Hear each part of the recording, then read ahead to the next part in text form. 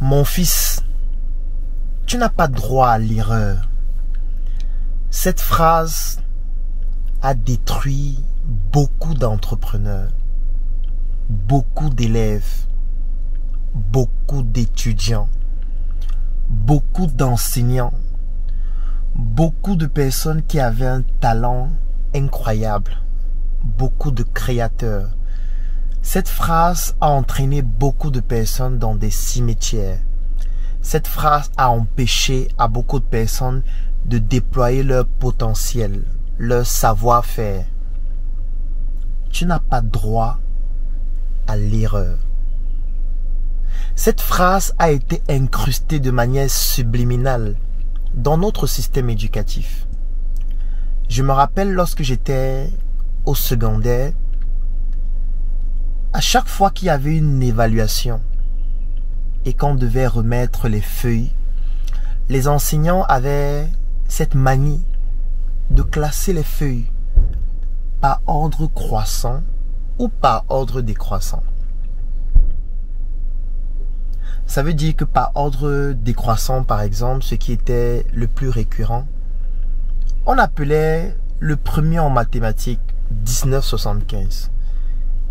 Il se levait, il venait devant avec beaucoup d'arrogance en levant les épaules. Il prenait sa feuille sous des tonnerres d'applaudissements. Ensuite, on appelait le deuxième 18, le troisième, le 10e, le 20e, le 30e. On arrivait à 8, 7, 5, 4, 3, 2. Et jusque-là, il y avait des personnes qu'on n'avait pas encore appelées.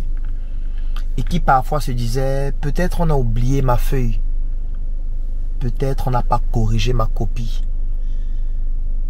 Mais non. Ta copie a été corrigée. Et elle est disponible. Sauf que tu vas être appelé lorsque nous allons être à 0,75. Imaginez-vous cette image de cet élève qui s'appelle Christian.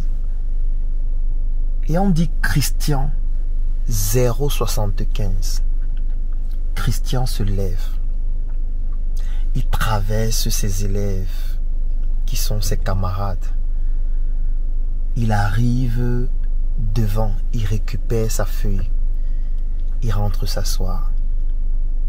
Le poids du regard des autres, teinté de tout ce jugement qui pousse à se dire, mais mon frère, ta place c'est pas ici.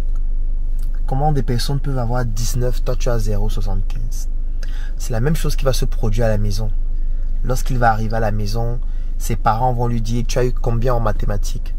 On prend la feuille, 0,75. Nul. On va commencer à assimiler cette note à Christian sans se rendre compte qu'en réalité, Christian n'est pas sa note en mathématiques. La note en mathématiques, c'est un travail que Christian a fourni par rapport à un exercice qui a été donné, mais qui n'a pas respecté les codes que l'enseignant souhaitait. Ça ne signifie pas que Christian, en tant qu'individu, est médiocre ou est nul. Sauf qu'on va très vite faire d'assimiler les deux. On va se dire, comme il est faible en mathématiques, il est nul. Et à force de rappeler cela à Christian, il va commencer à s'assimiler comme quelqu'un de nul, comme quelqu'un de médiocre. Cela aura une influence dans toute sa vie. À un moment donné, il va se dire qu'il ne vaut rien. Alors que peut-être Christian est très bon au football. Alors que Christian est peut-être très bon dans la musique. Ou serait un très bon acteur de cinéma.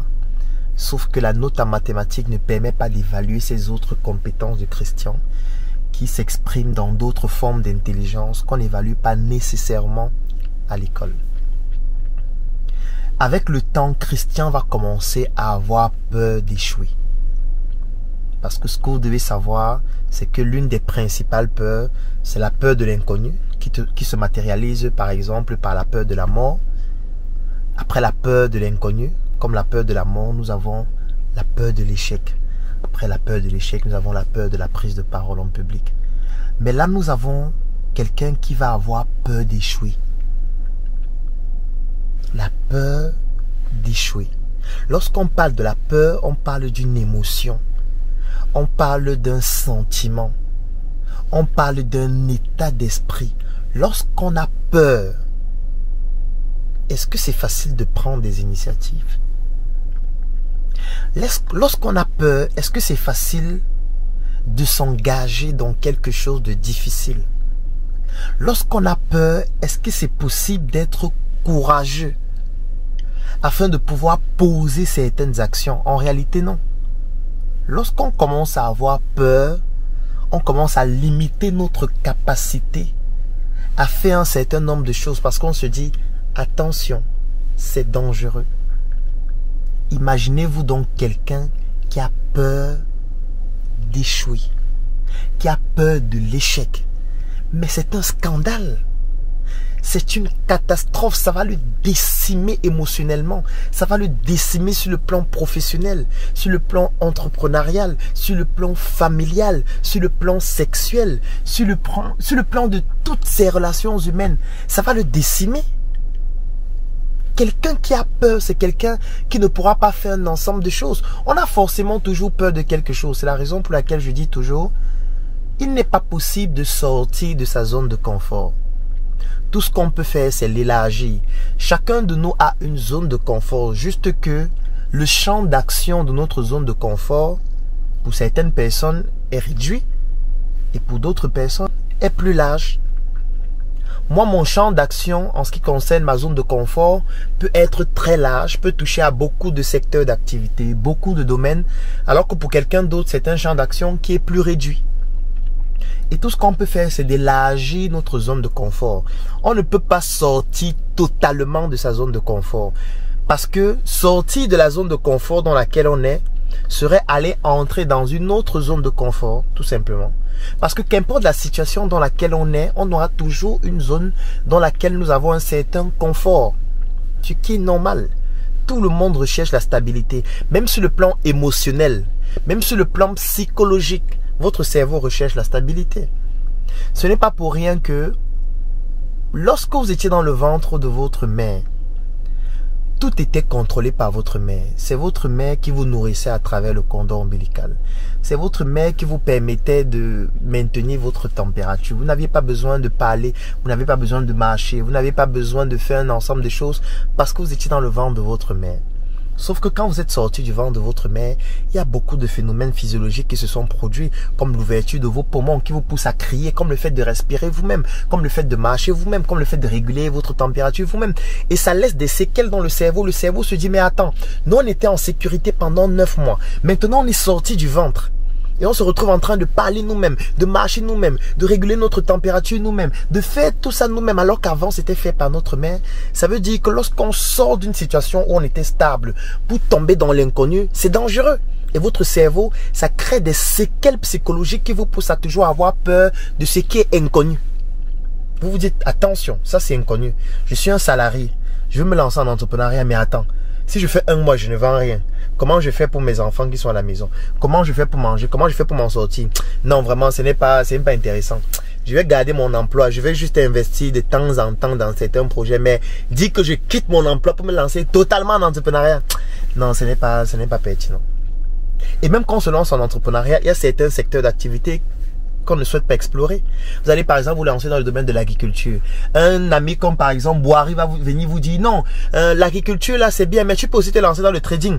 Tu vas commencer à dire non, le trading là c'est l'arnaque, c'est l'arnaque. Oui, c'est parce que tu es dans une zone de confort. On ne sort pas totalement de sa zone de confort. On l'élargit en ajoutant d'autres éléments. Mais imaginez-vous quelqu'un qui a peur d'échouer. Mais ça c'est très grave. Lorsque vous avez peur d'échouer, c'est dangereux. Surtout si vous êtes dans un environnement où les autres vous disent « Tu n'as pas droit à l'erreur ». Comment ça, je n'ai pas droit à l'erreur? Est-ce que c'est possible d'apprendre sans commettre des erreurs? Est-ce que c'est possible de progresser sans se tromper? Est-ce que c'est possible? Est-ce que c'est possible? Lorsque vous prenez votre téléphone portable aujourd'hui, j'ai envie de vous demander de faire l'expérience. Prenez votre téléphone, vous regardez la marque, vous tapez la marque de ce téléphone sur un moteur de recherche comme Google et vous mettez devant cette marque une année comme par exemple l'année 2001. Vous allez vous rendre compte qu'en 2001, la même marque de téléphone là ne faisait pas le même type de téléphone que vous avez aujourd'hui. Ça veut dire qu'en 2001, la marque de téléphone faisait un certain type de téléphone. En 2002, a commencé à faire un autre type de téléphone. En 2003, la qualité des téléphones s'améliore. Les téléphones deviennent plus puissants, plus performants, plus fins, plus rapides. La qualité de l'écran s'améliore, la qualité de l'appareil photo s'améliore. Ça veut dire qu'avec le temps, on progresse. Et dans cette progression, il y a certaines marques qui ont fait faillite. Je peux citer BlackBerry. Dans cette progression, il y a certaines marques qui sont concurrencées par d'autres et qui n'arrivent pas, je veux dire, à se maintenir au top niveau par rapport à la compétitivité qui est brutale. Dans cette évolution, il y a des marques qui commettent des erreurs, qui apprennent de leurs erreurs ou qui apprennent des erreurs d'autres marques et qui progressent. Est-ce que vous connaissez quelqu'un qui a progressé sans commettre des erreurs? C'est pas possible. On ne peut pas progresser sans se tromper, sans échouer. L'échec, c'est la première étape pour progresser. C'est la première étape pour s'en sortir. C'est la première étape pour apprendre de nouvelles choses. C'est la première étape pour pouvoir bénéficier des compétences dont vous n'allez jamais bénéficier, même en lisant 200 livres. C'est en échouant qu'on apprend. C'est en se trompant qu'on progresse. C'est lorsqu'on se trompe brutalement qu'on comprend qu'on devait faire autrement. Mais au quotidien, nos proches nous disent « Tu n'as pas droit à l'erreur. Tu n'as pas le droit d'échouer. » On blâme ceux qui échouent. On traite ceux qui échouent de pauvres, de misérables, de bandits, de voleurs, d'arnaqueurs. Quelqu'un lance un projet, le projet ne fonctionne pas, il fait faillite. On dit, vous voyez, il ne vaut rien. Vous pensez vraiment que lorsqu'un projet fait faillite, c'est parce que l'entrepreneur ne vaut rien? Vous le pensez réellement? Vous avez déjà essayé quelque chose pour vérifier que lorsque ça ne marche pas, c'est parce que c'est la personne qui est médiocre? Parce que accuser une personne lorsque quelque chose ne marche pas, ça veut dire, un, que vous ne comprenez rien à la dynamique en ce qui concerne un projet, et deux, vous ne comprenez pas qu'il y a deux éléments qui interviennent dans la réussite ou dans l'échec d'un projet. Il y a les facteurs qui sont intrinsèques, il y a les facteurs qui sont extrinsèques. Je vais vous prendre un exemple. Supposons que vous avez décidé d'ouvrir une boulangerie.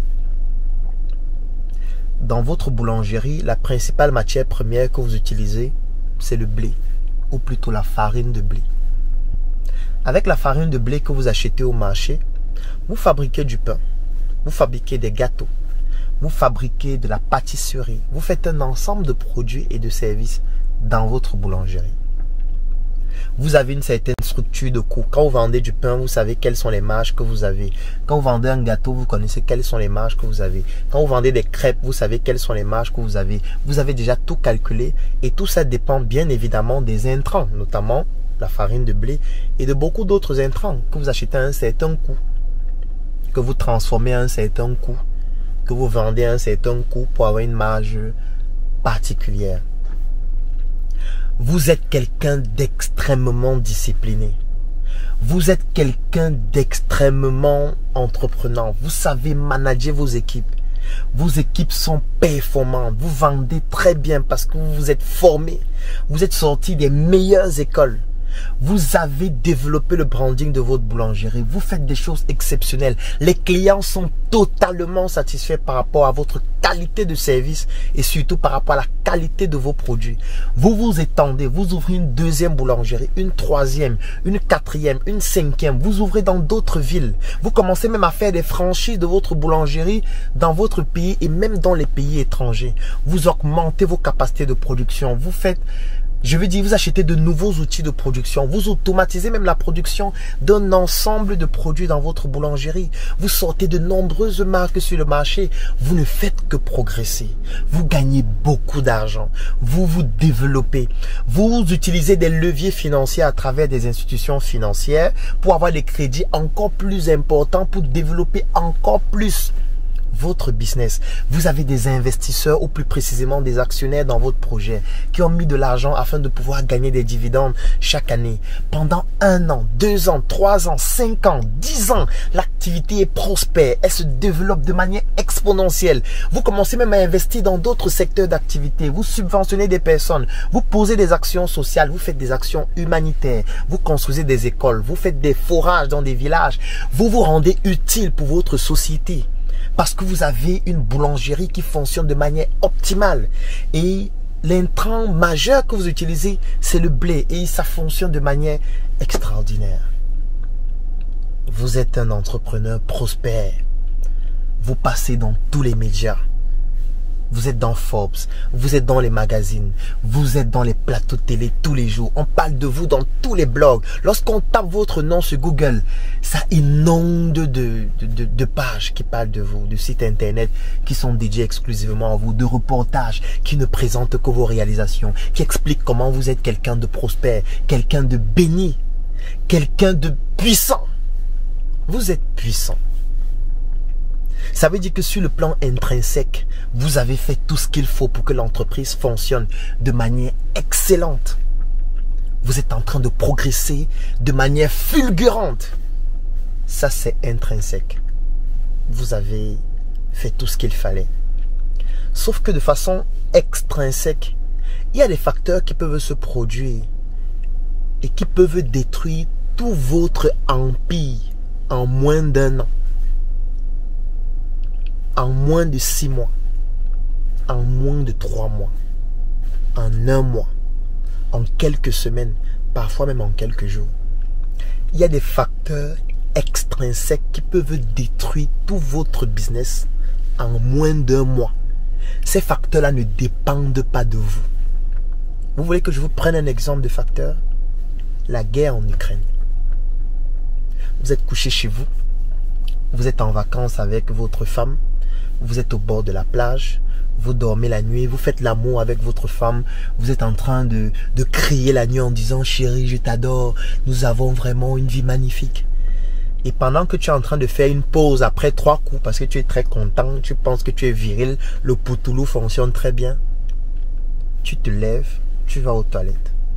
Quand tu sors des toilettes, tu dis « Voilà, je vais un peu suivre l'actualité ». Quand tu allumes ton téléviseur de 100 pouces, tu mets une chaîne de télé occidentale et tu vois en rouge, la Russie vient d'attaquer l'Ukraine. Bon, jusque là, ça n'a l'air de ne pas te dire grand chose. Tu vas continuer à donner 2 coups, 3 coups. Tu dors avec ta femme. Vous vous levez le matin, vous buvez le petit déjeuner, vous mangez, vous allez à la plage, vous faites plaisir, vous buvez du jus de fruits, d'ananas, ainsi de suite. Tu regardes encore l'actualité, on dit oui, la Russie ne fait qu'attaquer l'Ukraine, la guerre a commencé. Et qu'est-ce qui se passe? Il commence à avoir une pénurie de blé. Parce que ce sont ces produits qui produisent la plus grande quantité de blé exporté à travers le monde. Et quand il y a pénurie d'un produit, notamment d'une matière première comme celle-là sur le marché, il y a une inflation qui va se produire. Ça veut dire que ça va commencer à coûter plus cher. C'est la logique. Ça veut dire qu'un produit commence à devenir rare, il commence à devenir plus cher. Avant, tu achetais peut-être le blé à 500. On te dit que maintenant, c'est 800. Pour quelqu'un qui achète seulement 1 kg de blé, ce n'est pas grand-chose. Mais pour toi qui as 50 boulangeries, 100 boulangeries, qui achètent des tonnes de blé, si on fait seulement les 300 là, ou les 400 d'augmentation là, ou les 500 là, si on multiplie ça par le nombre de tonnes que tu achètes, ça devient extrêmement important. Ça devient des milliards en plus. Ça veut dire qu'il faut modifier toute la structure de coût de ton entreprise. Ce n'est pas toi qui est à l'origine de la guerre en Ukraine. La guerre en Ukraine n'a pas demandé ton avis. Je veux dire, Vladimir Poutine n'a pas pris son téléphone, il t'a appelé, il t'a dit, mon frère, je me suis rendu compte que tu as beaucoup de boulangeries en Afrique là. Bon, je sais que tu utilises beaucoup du blé. Et voilà, j'ai envie d'attaquer l'Ukraine là. Qu'est-ce que tu en penses? Ça te plaît? Tu veux que j'attaque l'Ukraine ou j'attends d'abord que tu cultives le blé et que tu puisses avoir des quantités de blé produites en Afrique que tu vas utiliser toi-même? Je fais comment? Dis-moi un peu, essaie un peu de répondre à mon SMS là. Dis-moi un peu, j'attaque l'Ukraine quand? Aujourd'hui ou la semaine prochaine? Ou dans 6 mois quand tu auras déjà ton blé? Ce n'est pas une décision qui dépend de toi. C'est ce qu'on appelle un facteur extrinsèque. Ça veut dire que ça ne dépend pas de toi. Donc tu te lèves un matin directement, le prix du blé est en train d'augmenter sur le marché. Quand le prix du blé augmente, qu'est-ce qui se passe? Ça veut dire que tu vas acheter le blé plus cher. Ça veut dire que tes fournisseurs vont te fournir le blé à un prix plus élevé. Ça veut dire que le prix du pain va changer. Le prix du gâteau va changer. C'est-à-dire que la structure de tous tes coûts va changer. Ça veut dire que tes marges vont diminuer. Ça veut dire que tu risques d'augmenter le prix des produits sur le marché. Et si les produits augmentent sur le marché, ça veut dire que les clients vont commencer à se plaindre. Parce que leur niveau de vie n'a pas progressé au même rythme que l'augmentation de tes produits. Donc quelqu'un ne peut pas avoir 50 000 de salaire. Son salaire n'a pas augmenté. Son niveau de vie n'a pas progressé. Il y a une inflation sur le marché. Ça veut dire que la valeur des produits sur le marché, il y a une hausse généralisée. Lui, son argent, son salaire n'a pas augmenté et sa valeur a diminué parce que ce qu'il pouvait acheter à 100 francs, il ne peut plus acheter la même chose à 100 francs. Ça veut dire que l'argent qu'il a, la valeur a diminué. Avant, il achetait le pain à 100 francs. Maintenant, le pain, c'est 150. Ça veut dire qu'avec le même 100 francs qu'il avait avant, il ne peut pas acheter un pain. Donc, la valeur de son argent a diminué. Il y a une augmentation des prix sur le marché de manière généralisée. C'est ce qu'on appelle l'inflation. Et toi, c'est en train de te toucher parce que ça touche à l'un de tes intrants principaux qui est le blé. Tu sais ce qui va se passer? Ce sera difficile pour ton entreprise de pouvoir résister à ça. Parce qu'il va falloir mobiliser une trésorerie beaucoup plus importante. Parce que maintenant, pour payer les traites au niveau de tes crédits bancaires, ce sera plus difficile. Pour pouvoir faire les marges que tu te faisais, ça sera beaucoup plus difficile. Tu ne pourras même plus faire le même chiffre d'affaires que tu faisais avant. Ça veut dire que si tu avais déjà fait des projections en sachant que on fait un chiffre d'affaires de 50 millions par jour et que maintenant tu te retrouves en train de faire 20 millions par jour, c'est que tu ne pourras plus rembourser les banquiers. Tu ne pourras plus satisfaire les investisseurs. Tu ne pourras plus développer ton entreprise à la même vitesse. Parce que ton outil de production qui permettait par exemple de tourner 1 tonne par exemple de blé par heure, tu ne pourras plus tourner la même quantité parce que tu n'as plus suffisamment de trésorerie pour le faire. Voilà comment en quelques semaines le château de cartes peut s'écrouler totalement. Parce que même s'il faut cultiver le blé, ça va prendre un certain temps. Il y a un certain type de mesures qu'il faut prendre pour que ça pousse. Et même si tu réussis à le faire, il y a un certain type de variétés qui vont faire en sorte que cela ait une influence sur la qualité du pain, la qualité de toute la pâtisserie. Voilà comment ton business risque de disparaître en quelques semaines, en quelques mois. Pas parce que c'est dû à toi, mais parce que c'est dû à quelqu'un d'autre qui est en externe, ce qu'on appelle une contingence externe. Et lorsque ton entreprise va faire faillite, on va dire que tu es maudit. On va dire que tu n'avais pas droit à l'échec, à l'erreur. Est-ce que c'est dû à toi?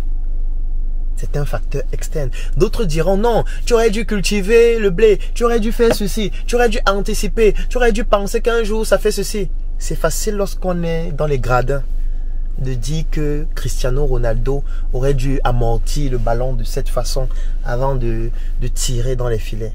C'est facile quand on est dans les gradins de juger ceux qui sont au stade et qui sont en train de mouiller le maillot. Ça peut même être une autre forme de contingence externe. Hein. Ça peut être que dans le pays dans lequel tu es en train d'exercer ton activité, on signe un document qui détruit ton business. Ça veut dire que tu es en train de dormir, tu es en train de coucher avec ta femme, et tu te lèves le matin, au journal, on te dit que désormais, l'importation du blé est interdite. Oui, on peut signer un document pareil, c'est possible.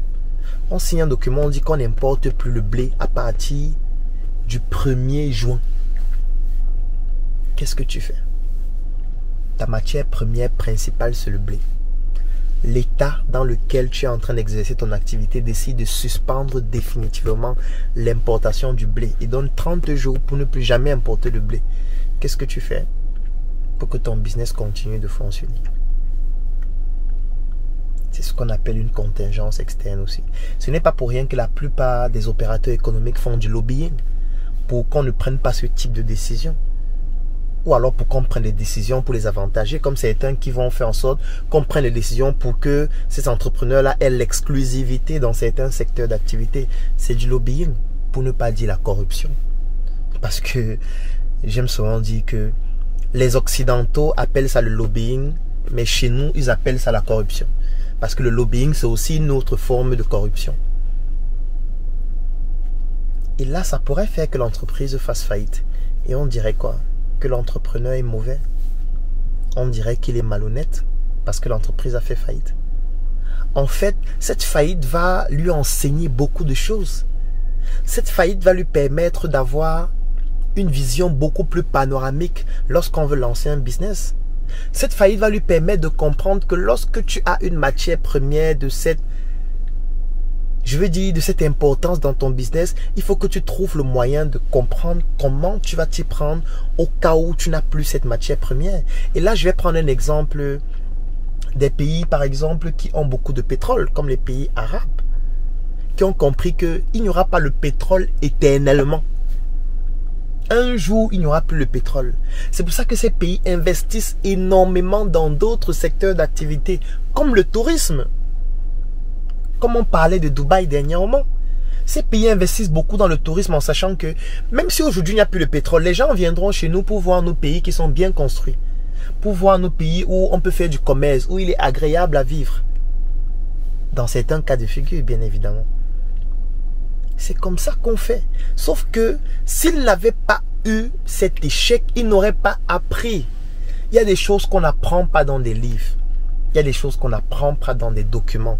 Il y a des choses qu'on n'apprend pas dans des vidéos. Il y a des choses qu'on apprend en les vivant.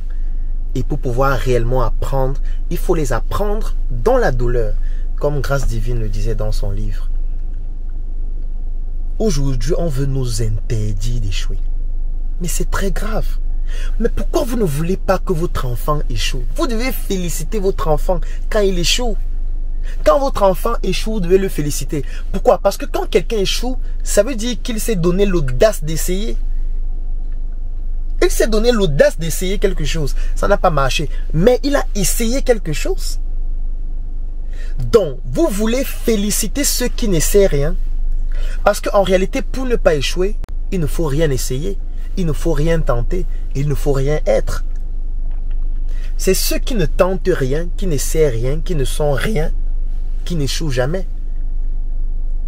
Victimiser ceux qui échouent, c'est faire comprendre de manière subliminale que ceux qui ne font rien sont à féliciter.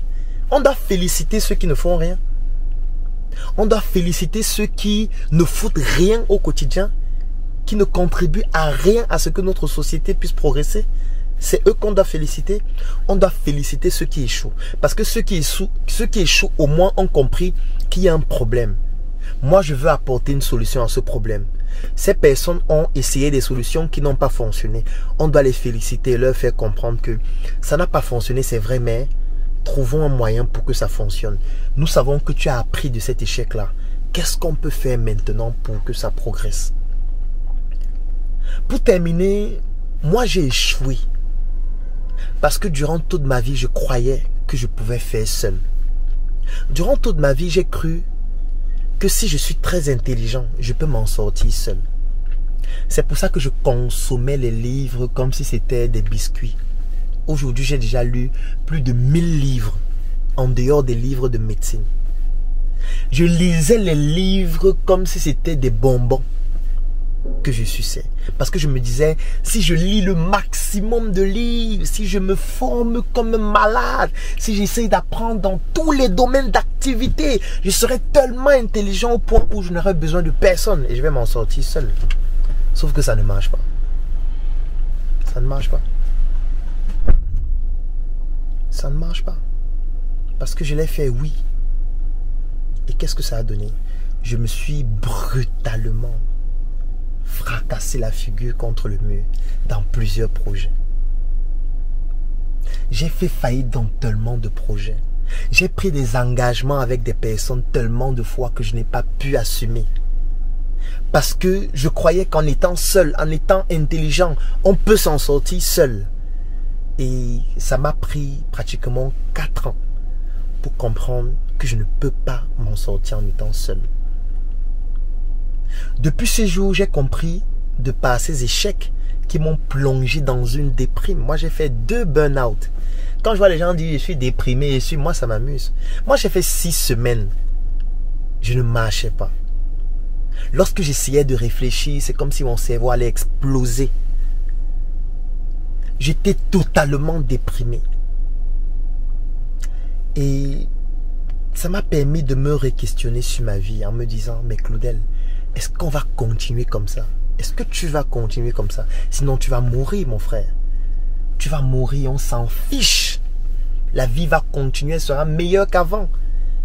Trouve une solution pour pallier à ça. Oui, tu as échoué, mais ce n'est pas la fin de ta vie. Parce qu'il y a beaucoup de personnes qui disent souvent en ligne, ah dis donc Claudel, laisse ça, tes parents étaient riches. Tout ce que tu fais là, tes parents étaient riches. C'est pour ça que tu fais ce que tu fais. Ça m'amuse. J'ai envie de leur poser la question. Faisons la liste des personnes qui sont les plus riches de notre environnement. Et prenons la liste de leurs enfants. Et regardons les réalisations de leurs enfants. Ça permettra de faire une étude statistique pour voir si lorsque les parents sont riches, les enfants auront forcément un impact dans la société et feront ce que nous sommes en train de faire actuellement. Ce n'est pas si simple que ça. La pauvreté n'est pas seulement matérielle. On peut avoir des parents très riches et être très pauvres intellectuellement. On peut avoir des parents très riches et être un légume. On peut avoir des parents très riches, mais au final, dans la société, on se sent tellement frustré parce qu'on ne peut pas mener une vie simple comme les autres. Vous pouvez vous balader dans la rue. Vous pouvez marcher, vous pouvez aller où vous voulez, vous pouvez vous asseoir, manger les beignets, taper les divers avec vos amis. Il y a des personnes qui aimeraient faire ça, mais qui ne peuvent pas le faire parce que sortant d'une famille où ces personnes ne peuvent pas s'exposer n'importe comment. Et du coup, ça crée une déprime. Il y a des personnes qui ne peuvent pas s'habiller n'importe comment parce que provenant d'un certain type de famille. Et quand ces personnes se trouvent avec d'autres personnes, ça crée un complexe. Il y a des personnes qui ne savent pas exactement si elles sont aimées par leurs proches ou par leurs partenaires. Pourquoi? Parce qu'elles se disent toujours, est-ce que cette personne m'aime parce que je suis quelqu'un de bien? Ou alors cette personne m'aime parce que mes parents ont beaucoup d'argent et cette personne veut l'argent que ma famille a. Peut-être vous n'avez pas l'impression que c'est un problème, mais c'est un gros problème. Ça veut dire que vous vous retrouvez dans un cas de figure où vous avez beaucoup d'argent, mais vous avez plus de problèmes que lorsque vous n'en aviez pas. Parce qu'on croit toujours qu'avoir beaucoup d'argent, c'est la solution à tout. Non. Toi qui n'as pas beaucoup d'argent, peut-être tu as des problèmes pour manger. Peut-être tu as des problèmes pour te vêtir. Peut-être tu as des problèmes pour pouvoir mettre ta famille en sécurité. Celui qui a beaucoup d'argent aussi, il a un autre type de problème. Il a des engagements financiers avec des institutions financières. Il a des investisseurs, il a des actionnaires, il a des traites qu'il doit payer chaque mois. Il a des projets qu'il doit développer, il a des concurrents sur le marché. On peut signer des documents qui font en sorte qu'il fasse faillite. Il y a des contingences externes qui peuvent se produire, comme la guerre en Ukraine, et faire en sorte que son business arrête de progresser. Il peut facilement passer de quelqu'un qui est riche à quelqu'un qui est pauvre. Il doit se méfier de l'endroit où il mange. Il doit se méfier de ce qu'il boit parce que les gens peuvent l'empoisonner. Ils doivent toujours se mettre en sécurité pour éviter de s'exposer. Certains ne peuvent même pas se balader en route parce que les gens vont s'agripper sur eux, dire que je veux faire une photo. En fait, ils ont d'autres problèmes aussi. Peut-être vous pensez qu'eux n'ont pas de problème parce qu'ils ont juste de l'argent. Non, ils ont des problèmes que vous ne pouvez pas imaginer. Moi, j'ai souvent l'habitude de dire que dans notre environnement, il n'y a personne qui est riche. Personne n'est riche dans notre environnement. Quand je dis ça, les gens se disent, oh merde, c'est bizarre. Comment tu veux que personne n'est riche? Il y a tel qui est milliardaire, tel qui est milliardaire. Je lui dis non, il n'est pas milliardaire. Et si tu veux qu'on vérifie vraiment, allons évaluer le niveau de ses dettes. Et quand tu vas évaluer ses dettes, tu vas te rendre compte qu'il n'est pas milliardaire comme tu crois. Moi, je me rappelle, j'ai un membre de ma famille, juste que je ne peux pas le citer. Je pensais aussi qu'il était très riche, très milliardaire quand j'étais petit. À force de grandir dans les affaires, je me suis retrouvé dans certains couloirs avec lui, dans certains réseaux avec lui. Et je me suis rendu compte qu'en fait, il n'est pas milliardaire comme je pensais. C'était une illusion. Parce que quand j'ai vu le niveau de ses dettes, j'ai compris que ce monsieur, il jongle comme celui qui est Bayamsel à mon marché. Il jongle exactement de la même façon. Quand j'ai vu son niveau d'engagement, vous voyez quelqu'un qui doit verser des traites chaque mois à la banque de 600 millions de francs. Vous comprenez ce que je suis en train de dire? Ça veut dire que chaque mois, il doit verser à la banque 600 millions de francs, représentant un crédit qu'il a eu à prendre et dont il doit rembourser chaque mois. Toi qui es au quartier, tu peux rembourser des dettes de 600 millions de francs. Si on te dit même aujourd'hui que tu as des dettes de 1 million, ta tête va chauffer. Il y a des personnes même qui sont fières de dire « Non, je n'ai pas de dettes, pardon. Je ne veux pas les problèmes dans ma vie. Moi, vraiment, j'ai mon épargne, je gère seulement mon salaire et tout. » Il y a des personnes qui n'ont même pas le courage d'avoir une dette de 1 million. Qui n'ont pas le courage d'avoir une dette de 5 millions, de 10 millions, de 100 millions. Il y a des personnes qui ont des dettes de 20 milliards de francs. Il y a des personnes qui ont des dettes en milliards de dollars, en milliards d'euros, mais qui continuent de vivre au quotidien. Pas parce qu'elles n'ont pas de problème, mais parce que leurs problèmes sont d'un autre niveau et à la hauteur de cette richesse que vous croyez que ces personnes ont. Tout le monde a des problèmes. Les riches ont des problèmes, les pauvres ont des problèmes. Juste que les problèmes sont de nature différente, mais ce n'est pas pour autant que certains ont des problèmes plus grands que les autres. Non. Pendant 4 ans, je me suis battu seul. Et je me suis cassé la figure brutalement. Dans tous les projets que j'entreprenais, ça ne fonctionnait pas. Et je me suis rendu compte qu'en réalité, il faut se mettre ensemble. Et quand je dis qu'il faut se mettre ensemble, les gens ont l'impression que c'est facile. Ce n'est pas facile de se mettre ensemble. Parce que quand vous vous mettez ensemble, il y a des trahisons. Et quand on parle de trahison, ça veut dire que ça provient des personnes en qui vous avez confiance, à qui vous avez accordé une certaine confiance et qui ont décidé de vous trahir. Parce que quand on dit trahison, ce n'est pas les inconnus. Je veux dire, tu ne peux pas être là, quelqu'un qui est en route, qui ne te connaît pas, te trahir. Non, c'est pas possible. Quand on parle de trahison, ce n'est pas un inconnu. Quand on parle de trahison, c'est quelqu'un avec qui tu as travaillé. C'est quelqu'un avec qui tu as essayé de bâtir des choses. C'est quelqu'un avec qui tu avais une certaine intimité, une certaine proximité, un capital confiance que tu as octroyé. Et la personne décide de rompre tout ça. C'est ça qu'on appelle la trahison. Et quand on décide de se mettre ensemble, vous allez être victime de trahison régulièrement, de personnes extrêmement proches. Et ça fait extrêmement mal. Et vous avez l'interdiction de pleurer parce qu'un entrepreneur ne pleure pas. Donc, vous devez échouer dans ces relations que vous avez avec les autres sous la base de toutes ces trahisons. Mais vous devez toujours vous relever et continuer de progresser. Vous ne devez pas faire en sorte que les autres ne bénéficient pas de votre confiance parce que vous avez eu les trahisons avant. Non, je suis désolé. Ce n'est pas parce que vous avez eu les trahisons avant que les nouvelles personnes qui vont vouloir rejoindre votre communauté, vous allez dire non, les gens m'ont trop trahi avant, et vous là. Non, non, non, mon ami. Tu dois apprendre de tes erreurs. Tu dois être fier d'avoir échoué. Tu dois être fier d'avoir fait confiance à quelqu'un et la personne a brisé cette confiance-là. Tu dois essayer de comprendre si le problème, ce n'était même pas toi. Peut-être c'est toi le problème. Peut-être c'est moi le problème. Peut-être toutes mes trahisons, c'est à cause de moi. Je ne sais pas. Moi, je me suis déjà posé des questions dessus parce qu'il faut faire une introspection pour comprendre si la difficulté ne provient pas de toi, si le problème ne provient pas de toi. Peut-être même toi qui as coupé la relation inconsciemment sans comprendre en réalité que c'est toi qui étais à l'origine de la trahison. C'est possible. Il faut poser des questions à 360 degrés pour comprendre qu'en réalité, qu'est-ce que je dois modifier pour que la suite soit meilleure? Parce qu'avant, j'étais seul, ça n'a pas marché. Maintenant, j'ai décidé de comprendre qu'on doit faire ensemble. Mais quand on fait ensemble, il y a des trahisons, il y a des personnes égoïstes, il y a des égos surdimensionnés, il y a des personnes manipulatrices, il y a des personnes qui font du sexpionnage. Il y a tellement de travers, de difficultés, de challenges, de dangers, parfois même de poison. Qu'est-ce que vous devez faire? Vous devez arrêter de vouloir continuer à travailler ensemble parce qu'il y a tout ça. Non, on doit s'inspirer de ces échecs, de ces trahisons, de ces, j'ai envie de dire, de ces drames psychologiques et dans nos relations pour pouvoir mieux faire par la suite et donner l'opportunité de continuer à croire en l'humain. Et c'est parce que j'ai compris qu'il faut continuer de le faire qu'avec mes collaborateurs et avec toutes les personnes qui font partie de notre communauté, nous avons créé la Startup Academy qui est répandue partout à travers le monde aujourd'hui. Nous avons créé le Claudel Numbissier Business Group, qui est un groupe qui comporte près de 1000 membres aujourd'hui et à travers lequel nous sommes en train de déployer des projets de grande envergure comme la tontine structurelle africaine que nous avons démarré il y a de cela quelques mois et dont le projet est celui de construire une ville. Je parle d'une ville, pas d'un immeuble. Aujourd'hui, nous avons compris. Nous avons appris de nos échecs. Nous avons appris de nos erreurs. Nous avons été fiers d'échouer. Soyez fiers lorsque vos enfants échouent. Soyez fiers lorsque vos collaborateurs échouent. Félicitez toutes les personnes qui échouent, mais surtout, montrez-leur où est-ce que le problème s'est situé, ou accompagnez-les à se relever. Parce que lorsqu'on se relève d'un échec, on devient encore plus puissant. Et c'est pour être plus puissant que nous avons décidé de créer toutes ces communautés. Et aujourd'hui, vous avez l'opportunité de nous rejoindre dans nos communautés.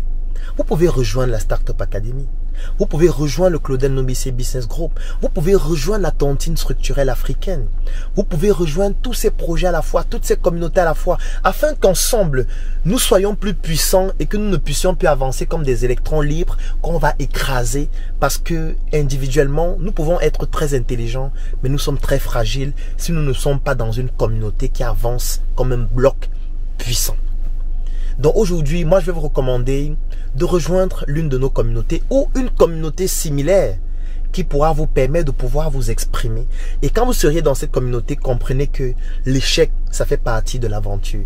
L'échec, c'est un apprentissage. L'échec, c'est le chemin indispensable qui conduit au succès. Restez fort, n'abandonnez jamais. Parce que le plus grand échec d'un entrepreneur, c'est lorsqu'il abandonne. Rejoignez-nous et si vous voulez rejoindre l'une de nos communautés, écrivez en commentaire « Je souhaite rejoindre la Startup Academy » ou « Je souhaite rejoindre le Claudel Nobissé Business Group » ou écrivez en inbox ou alors nous allons laisser les coordonnées qui vont vous permettre de nous contacter. Portez-vous bien et à très bientôt pour une nouvelle chronique.